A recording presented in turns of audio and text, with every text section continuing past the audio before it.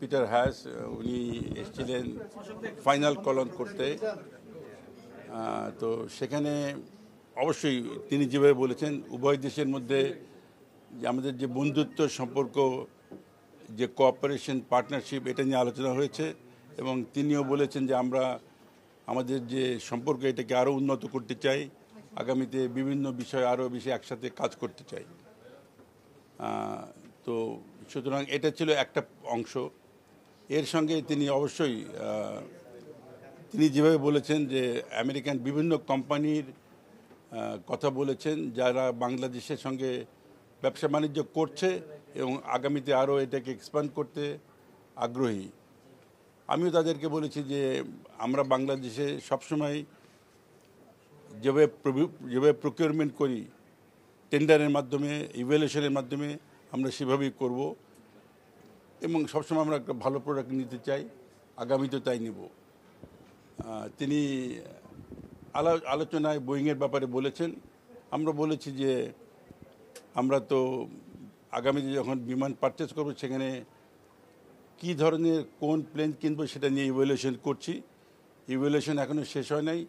যখন ইভ্যালুয়েশন শেষ হবে, ইভ্যালুয়েশন কমিটি যে কোম্পানিকে রিকমেন্ড করবে সেই কোম্পানির ব্যাপারটা আমরা বিবেচনা করব। আমরা এই মুহূর্তে বাংলাদেশে আরও নতুন বিমান ক্রয় করতে চাই, কারণ সেটা আমাদের জন্য প্রয়োজন এবং এই প্রয়োজন মেটাবার জন্য নতুন বিমান ক্রয় করতে চাচ্ছি। এবং এটা নিয়ে আপনারা জানেন যে একটা ইভ্যালুয়েশন কমিটি খুবই বিভিন্ন এক্সপার্টদেরকে নিয়ে ইভ্যালুয়েশন কমিটি কাজ করছে। সেখানে আমি হাসতে হাসতেই অ্যাম্বাসেডারকে বলেছি যে আমি অতীতে কখনো এত কম্পিটিশন দেখিনি একটা ব্রিটিশ আর একটা আমেরিকান কোম্পানির মধ্যে, বা একটা ইউরোপিয়ান এবং একটা আমেরিকান কোম্পানির মধ্যে কোনো জিনিস বেচার জন্য বাংলাদেশে। এবারেই দেখলাম যে তোমরা এটা নিয়ে খুব দারুণভাবে কম্পিটিশনে আছো। তো যাই হোক, ইটস এ কম্পিটিটিভ ওয়ার্ল্ড এবং আমরা দুটার মধ্যে যেখান থেকে ভালো অফার পাবো, সব ধরনের, এখানে ফাইন্যান্সিয়াল অফার আছে, অন্যান্য বিভিন্ন ব্যাপার আছে, সব কিছু মিলে যেটা ভালো হবে সেটা। কিন্তু তবে এটা ঠিক যে এয়ারবাসও আমাদেরকে ভালো অফার দিয়েছে। মিডিয়াতে যখন কোনো খবর আসে তখন আপনি মিডিয়ার খবর হিসেবেই দেখবেন। আপনি জানেন যে বাংলাদেশ সরকার এখন পর্যন্ত এটাকে ইভ্যালুয়েশন করছে, সুতরাং সেটাই ফাইনাল খবর।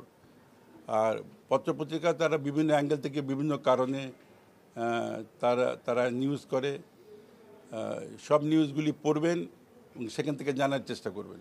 আমিও তাই করি, পেপার পড়ি, জানার চেষ্টা করি। কিন্তু ফাইনালি আমি জানি যে ইভ্যালুয়েশন কমিটি রিপোর্ট না দেওয়া পর্যন্ত ফাইনাল হবে না। কতদিন লাগবে? এটা অনেকদিন ধরেই এই প্রক্রিয়া চলছে। আর আমি ব্যক্তিগতভাবে মনে করি আগামী 1-2 মাসের মধ্যে এটা প্রক্রিয়া শেষ হবে, কারণ এবারকার বাজেট থেকে তো আমাদের এটার জন্য অর্থায়ন করতে হবে। সুতরাং আমি মনে করি আগামী 1 থেকে 2 মাসের মধ্যে এটা শেষ হবে। কতগুলো কিনছেন? আমি আবার বলবো আমাদের পরিকল্পনা প্রায় 10টার মতো প্লেন কেনা। আপাতত কতগুলি কিনবে সেটা ডিপেন্ড করবে ফাইন্যান্সিয়াল অফার যেভাবে এসছে সেটার উপর ভিত্তি করে তারা আমাদেরকে কী রিপোর্ট করে। তবে অবশ্যই 2 থেকে 4টার মতো হতে পারে। ব্যবসা বাণিজ্য নিয়ে দুই দেশের মধ্যে সম্পর্ক খারাপ হবে কেন, এটার আমি কোনো কারণ দেখি না। আমাদের পক্ষ থেকেও কোনো কারণ দেখি না, আমেরিকার দিক থেকে কোনো কারণ দেখি না। আমেরিকা তো নিশ্চয়ই অতীতে বাংলাদেশের অনেক কেনাকাটাতে অংশগ্রহণ করেছে এবং সেখান থেকে আমরা অন্য কোনো কোম্পানিকে দিয়েছি। সুতরাং আমার মনে হয় এই কথাগুলি সাইডলাইনের কথা। অবশ্যই আমেরিকান কোম্পানিগুলি তাদের প্রোডাক্ট বিক্রি করতে চায়। একইভাবে পৃথিবীর অন্যান্য দেশের বিভিন্ন কোম্পানি আমাদের সিভিল এভিয়েশন অ্যান্ড ট্যুরিজম এবং অন্যান্য ব্যাপারে আমাদের পাওয়ার প্ল্যান্টে বিভিন্ন জায়গায় তারা অফার দিচ্ছে। যেটা আমাদের কাছে ভালো মনে হবে, বাংলাদেশের স্বার্থ যেখানে রক্ষিত হবে সেটাই কেনা হবে।